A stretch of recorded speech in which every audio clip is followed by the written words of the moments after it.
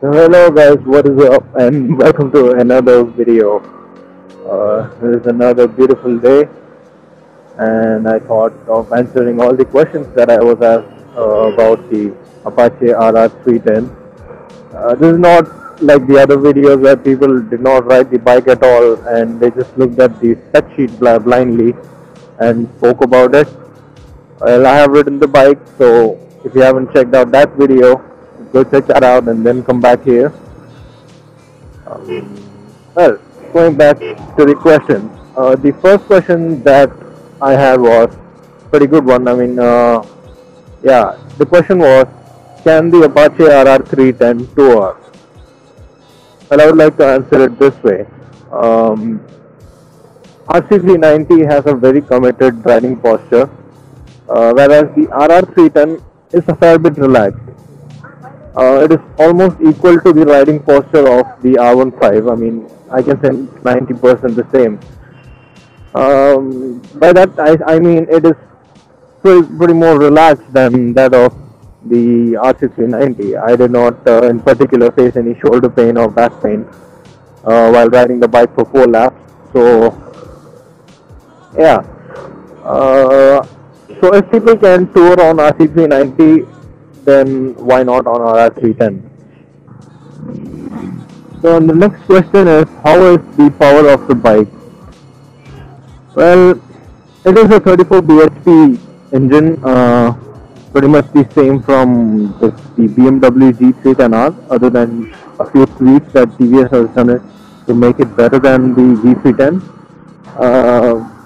Yeah, I mean, seriously, the changes that they have made, the ram air intake, the button tapered, the gear ratios, everything I think is completely made by TVS.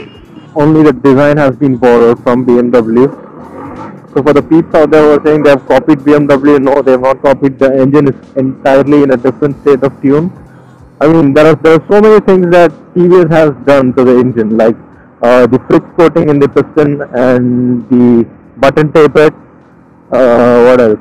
The ram air intake, the gearing, the ECU, which comes from Bosch.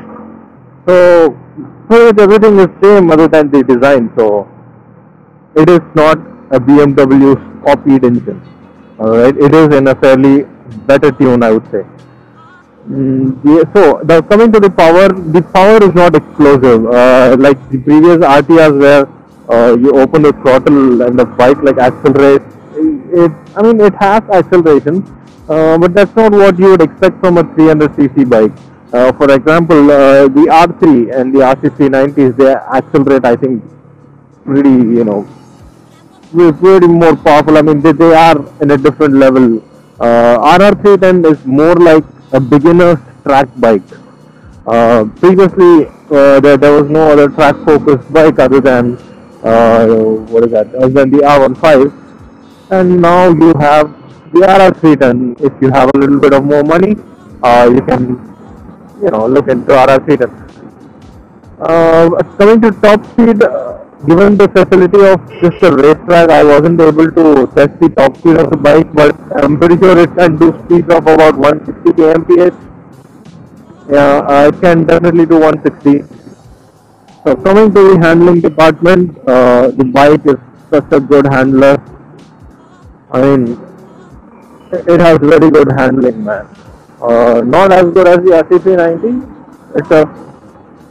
It is a pretty decent handler than the RC390 because RC390's posture is very committed and all that. So,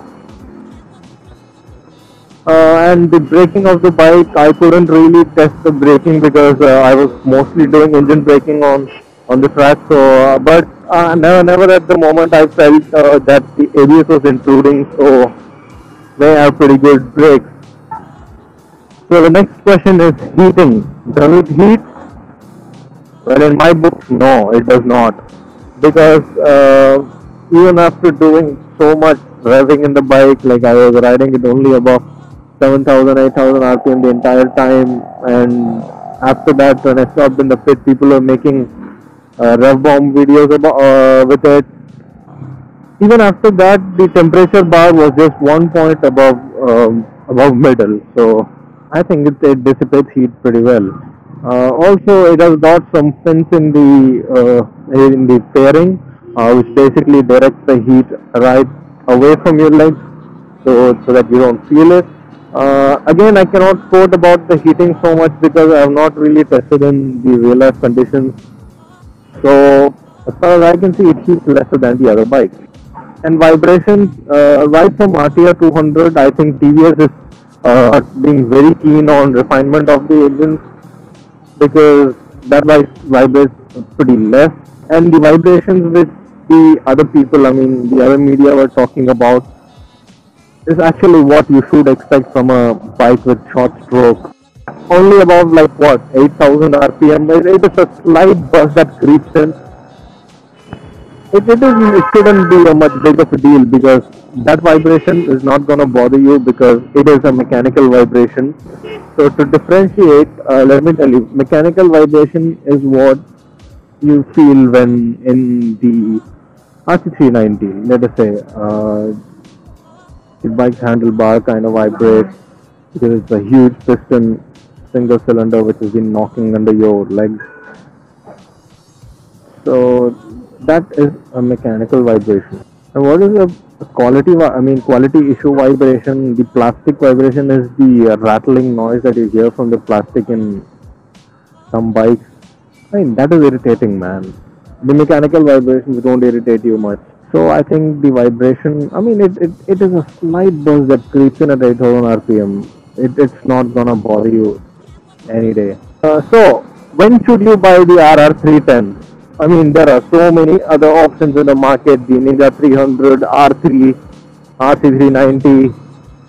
What else do we have? Yeah, that's all. So you have these many bikes in the market. R3 as of now isn't available in the market, but looks like it's gonna come back soon with ABS. So when should you buy this bike? If this bike is going to be your first bike, I mean, if that is the first bike you're going to buy and you're going to use it for both track as well as roads, or if you want a good fair road bike that will not heat up much, will vibrate less, then you should go for the RR310. Well, now when should you go for the RC390 over the RR310 is when you already have a bike and you're not going to sell it and you want a bike with some more power, buy the RC390 and use it only on the highways and tracks. Because RC390 is a horrible street bike. I mean, seriously, man, I've ridden the RC200, 300, 390. They are good. They're good on the highway and they will perform well on the track. But on the street, no, don't even think about it. So that is the thing. When the RC390 is going to be your highway bike and the track bike, that you're going to use some other bike for the street, then you should be buying the RC390. When the bike is going to be your first bike or that's going to be the only bike which you're going to own, then you should buy the RR310. This is that simple. And R3 is next level, man. You cannot compare that bike. That bike's got like literally so much of torque in it. The other day I rode R3. I was completely blown. It has so much torque that even at 50 kmph, that bike pulls so well in 5th gear. My bike will struggle in 4th gear. See, the engine's already knocking. Damn, R3 is a sweet deal. I don't know, these guys have stopped it in the market now because of the BS3, BS4 thing. And also, it's relatively, I mean, it's very, very expensive. About what, 1 lakh expensive than the RC390. And also, it heats up pretty well in the street. R3 cannot be for everyday bike because that thing heats up and throws heat right onto your legs.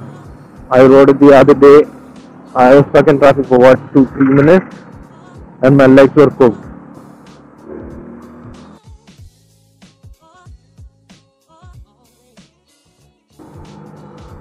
So I guess that is it then. I hope I have answered all your questions about the RC390. Still, if you have any more questions, drop it in the comments. and like if you like the video, share it. Alright, bye then.